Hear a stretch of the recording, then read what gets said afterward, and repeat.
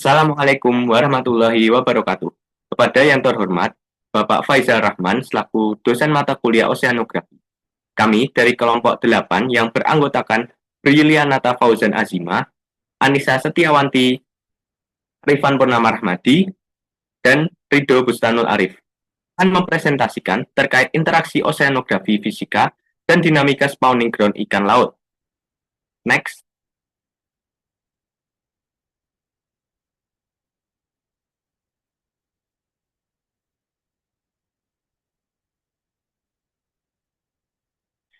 Pengertian spawning ground.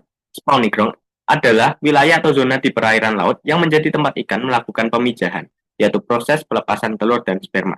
Lokasi ini dipilih secara spesifik oleh setiap spesies berdasarkan kondisi lingkungan tertentu yang mendukung keberhasilan reproduksi. Ciri umum spawning ground yakni kondisi fisik stabil, tersedia plankton sebagai makanan awal larva, minim predator pada fase telur hingga larva, serta kedalaman sesuai preferensi spesies. Spawning ground bisa berada di perairan pantai, teluk estuari, daerah upwelling, laut lepas dengan kolom air stabil, serta perairan bersalinitas tertentu. Pemilihan lokasi ini sangat penting untuk kelangsungan rekrutmen dan pembaruan stok ikan. Next.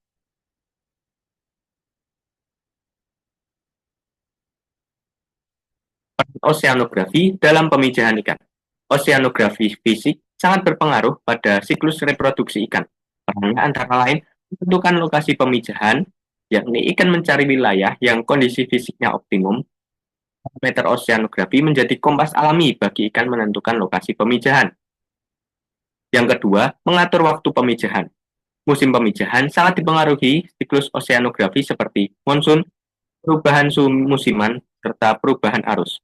Contoh, banyak ikan tropis memijah saat peralihan musim ketika suhu stabil. Yang ketiga, mengendalikan transport dan penyebaran telur larva. Arus permukaan mengangkut telur atau larva menuju nursery ground. Daerah dengan arus memutar membantu menahan larva agar tidak terseret terlalu jauh. Yang keempat, menyediakan nutrisi bagi larva. Whaling dan mixin meningkatkan produktivitas primer, sehingga akan menjadi banyak fitoplankton dan makanan larva tersedia melimpah. Yang terakhir, menjaga stabilitas kolom air. Kolom air yang stabil membantu telur ataupun larva tetap berada pada kedalaman yang tepat dan mengurangi energi untuk bertahan hidup. Next. Lalu di sini ada faktor fisika oceanografi yang mempengaruhi spawning ground, yaitu ada suhu atau sea surface temperature. Ini antara lain ada parameter yang paling penting bagi pemijahan ikan laut. Kemudian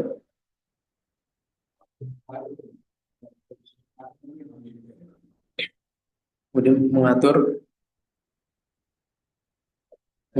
pengembangan gonad dan memicu musim pemijahan. Lalu spesies memiliki kisaran suhu optimum itu misal di 26 sampai 29 derajat itu untuk ikan tropis. Kemudian perubahan suhunya itu menimbulkan pergeseran lokasi dan waktu pemijahan. Setelah itu ada arus laut itu untuk membantu penyebaran telur dan larva ke daerah pembesaran. Lalu ada arus terlalu kuat itu akan meningkatkan mortalitas telur larva. Kemudian ada arus perlahan itu akan meningkatkan kondisi ideal untuk pemijahan dan distribusi larva. Lalu ada arus permukaan, itu arus pesisir yang dapat menciptakan retention zone, yakni daerah di laut tanpa telur atau larva tertahan, atau tidak mudah hanyut oleh arus kuat. Next. Dan sini ada stratifikasi kolam air, yaitu ada tiga, itu ada lapisan air yang stabil atau stratified, itu membantu menjaga posisi telur dan larva. Kemudian ada stratifikasi lemah, itu akan menyebabkan turbulensi yang tinggi, sehingga telur atau larva ini mudah terseret. Kemudian ada stratifikasi yang kuat, itu akan menyebabkan distribusi suhu dan nutrien itu lebih stabil untuk pemijahan. Kemudian ada upwelling. Ini berfungsi untuk mengangkat air kayak nutrien ke permukaan sehingga meningkatkan produksi plankton. Selanjutnya ada menyediakan makanan larva dalam jumlah besar. Lalu ada banyak spesies ikan seperti tuna, lemuru, dan sardinella. Itu memilih area dekat upwelling sebagai lokasi pemijahannya. Lalu ada upwelling musiman. Itu akan mempengaruhi musim pemijahannya. Jadi ada banyak spesies ikan. Ini dalam migrasi ikan menuju daerah pemijahan, itu ada banyak spesies ikan yang melakukan spawning migration. Itu untuk perpindahan terarah menuju lokasi yang menyediakan kondisi optimal untuk keberhasilan pembuahan dan perkembangan. Adapun sifat-sifat migrasinya antara lain itu seperti anadromus, yaitu ikan dari laut bermigrasi ke perairan tawar untuk memijah, seperti ikan salmon. Kemudian ada catadromus, itu ikan dari sungai yang bermigrasi ke laut untuk memijah, seperti belut. Kemudian ada oceanodromus, yang apa, namun didominasi oleh ikan laut. Itu merupakan ikan yang bermigrasi dalam laut dan melewati ratusan hingga ribuan kilometer, seperti ikan tuna, sardin, kembung, dalam meru. Adapun faktor pendorong untuk migrasinya itu yaitu ada gradien suhu dan salinitas, kemudian ada arus musiman, ada zona upwelling yang meningkatkan produktivitas makanan larva, serta navigasi yang berdasarkan medan geomagnetik dan sinyal lingkungan. Next. Lalu sini ada musim pemijahan. Ikan laut tropis ini sangat dipengaruhi oleh dinamika oceanografi musiman dan iklim global. Seperti monsun, itu dapat mempengaruhi arah arus permukaan, upwelling, downwelling di perairan tertentu, serta distribusi suhu dan salinitas. Kemudian ada ENSO, El Nino Southern Oscillation, itu dapat mengubah suhu permukaan laut seperti El Nino di perairan Indonesia itu lebih hangat sehingga stratifikasinya tuh kuat dan produksi primernya turun membuat banyak ikan menurun intensitas pemijahannya. Kemudian ada La Nina, itu perairan itu menjadi lebih dingin dan kaya nutrien sehingga membuat spawningnya itu meningkat terutama pada ikan pelagis kecil. Lalu ada IOD, itu Indian Ocean Dipole, itu sangat berpengaruhi Indonesia bagian barat di bawah. IOD plus upwelling di Samudra Hindia itu meningkat, suhunya itu menjadi lebih dingin, produktivitasnya itu menjadi tinggi, dan dapat memicu musim pemijahan ikan pelagis, misalnya tuna, neritik, dan cakalang. Lalu ada pada IOD minus, itu suhu perairan menjadi lebih hangat, kadar nutrien itu menjadi rendah, sehingga aktivitas pemijahan itu menurun atau bergeser lokasi.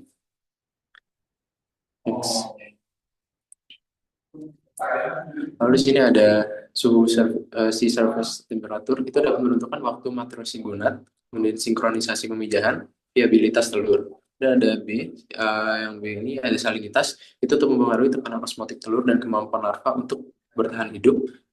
Spesies laut itu umumnya membutuhkan salinitas 32 sampai 35 PSU pada area pemijahan. Nah, kemudian ada perubahan mendadak dapat menyebabkan telur mengalami gagal menetas. Dan ada yang ketiga itu ada arus laut, itu mempengaruhi keberhasilan pemijahan melalui transport telur dan larva ke daerah nursery, dan ada mencegah stagnasi air yang menyebabkan kekurangan oksigen, dan ada menghubungkan lokasi pemijahan dengan feeding grounds larva.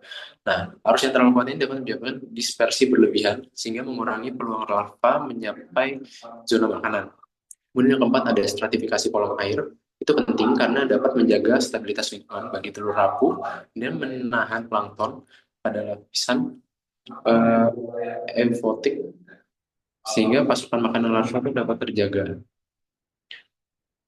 Lalu upwelling ini adalah salah satu pendorong utama musim pemijahan pelagis karena dia meningkatkan konsentrasi, uh, meningkatkan kelimpahan plankton dan juga menyediakan kondisi lingkungan ideal.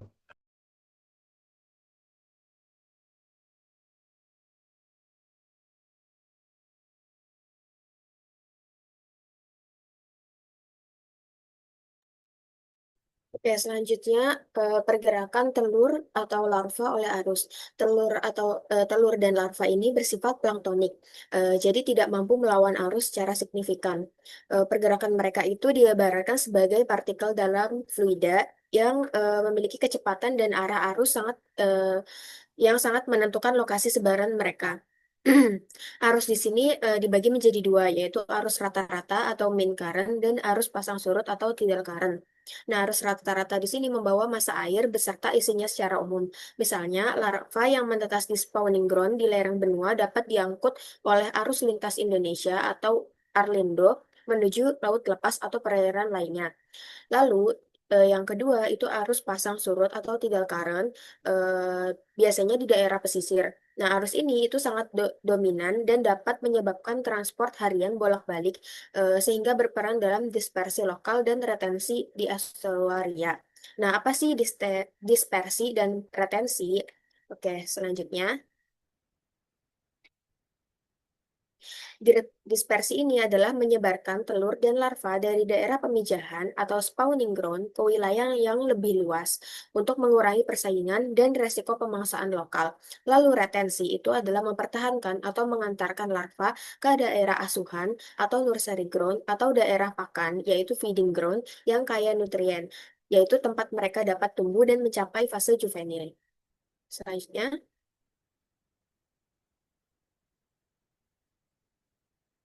nah, fenomena oseanografi yang mempengaruhi proses dispersi adalah yang pertama adalah transport Ekman, lalu eddy besar atau mesoscale eddy, lalu eddy kecil atau turbulensi, lalu ada arus pesisir atau coastal current.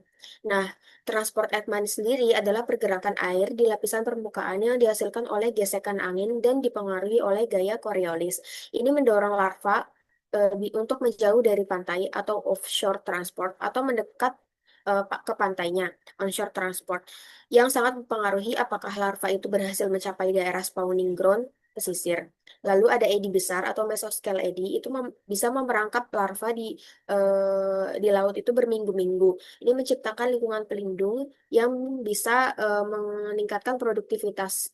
meningkatkan produktivitas supaya bisa membawanya jauh melintasi samudera. Lalu edi kecil atau turbulensi ini meningkatkan pencampuran dan penyebaran larva secara lokal. Seringkali menghasilkan akumulasi plankton, telur, dan larva di bagian tengahnya.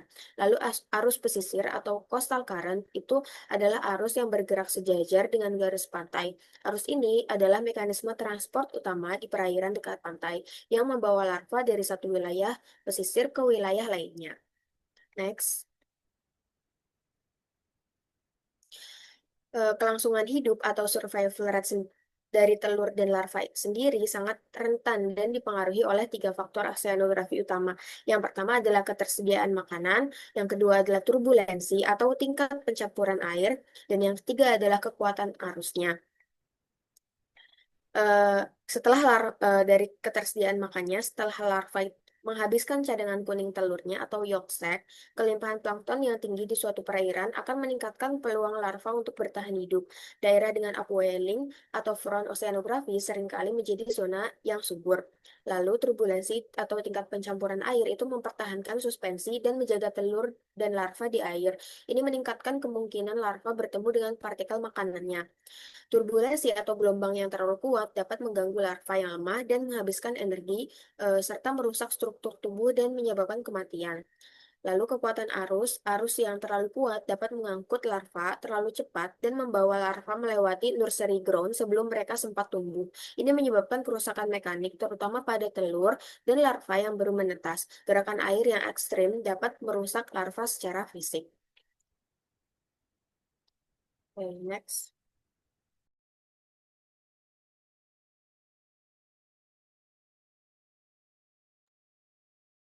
Baik, di sini kita lanjut kepada studi kasus. Di sini kami mengambil jurnal Restianingsih et al. 2021, yang mana mereka meneliti bagaimana parameter oceanografi mempengaruhi sebaran larva ikan pelagis di WPP 717. Tujuan utamanya adalah untuk menentukan faktor fisika perairan yang paling menentukan keberadaan dan konsentrasi larva sehingga dapat mengidentifikasi lokasi potensial spawning ground. Dengan kata lain, studi ini berupaya memahami apakah kondisi fisik perairan tertentu, utamanya yang akan kita bahas nanti adalah suhu dan salinitas, berperan dalam menentukan lokasi pemijahan dan penyebaran larva ikan laut.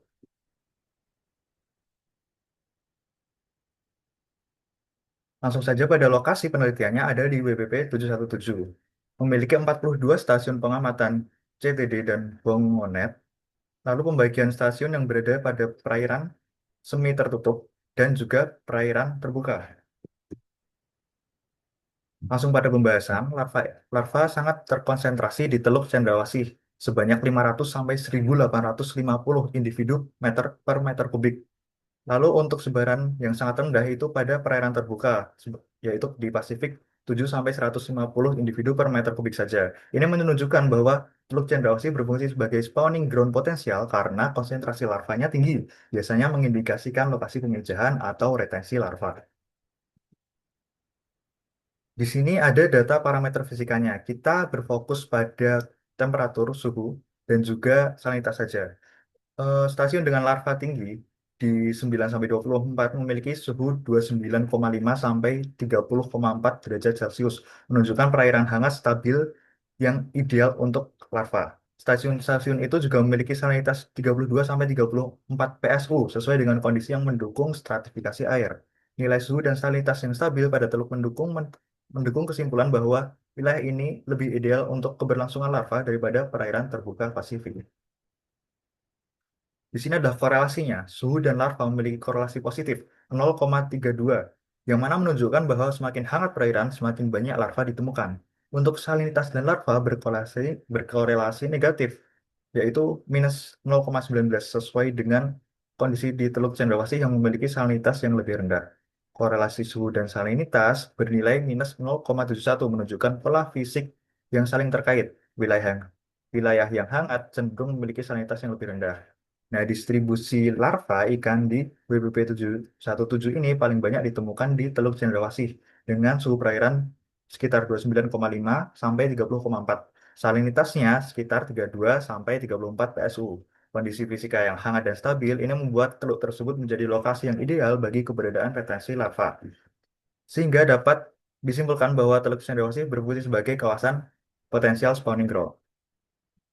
Baik, kesimpulan dari keseluruhan materi ini adalah interaksi oceanografi fisika meliputi suhu, salinitas, arus, stratifikasi air, dan upwelling secara langsung membentuk kondisi lingkungan yang menentukan lokasi, waktu, dan keberhasilan pemijahan ikan laut. Faktor-faktor fisik ini mengatur migrasi ikan menuju area optimum, mempengaruhi viabilitas telur, serta menentukan seberapa efektif larva dapat bertahan, tersebar, atau tertahan dalam zona retensi. Kombinasi kondisi fisik yang stabil, hangat, bersalinitas, moderat, dan kaya nutrien terbukti menciptakan peluang paling ideal untuk proses rekrutmen alami populasi ikan.